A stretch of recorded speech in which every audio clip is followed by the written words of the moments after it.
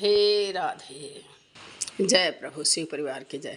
यदि आप खांसी से परेशान हैं तो इस उपाय को अवश्य ही आजमाइए। आपने अदरक खाया, काढ़ा पिया, तुलसी पत्ता खाया, सिरप पिया, उस गर्म जल पानी पिए, फिर भी नहीं संभव नहीं हो पाया है, खांसी हो ही रही है, तो करना क्या है, बस एक चम्मच, आधा चम्मच के लगभग, एक चम्मच छोटा हो तो एक चम्मच लीजिए, आधा चम्मच के लगभग आपको मधु लेना है।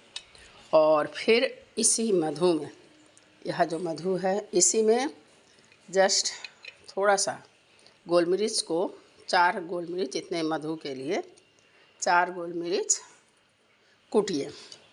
और कूटने के बाद मधु और गोल मिर्च इसको मिलाइए। और मिलाने के बाद इसको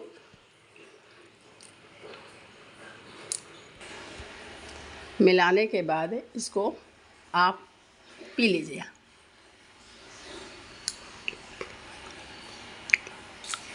आपकी खांसी चाहे जितनी भी पुरानी क्यों ना हो, अवश्य ही अच्छी हो जाएगी। ये मेरा प्रैक्टिकल एक्सपीरियंस है। धन्यवाद।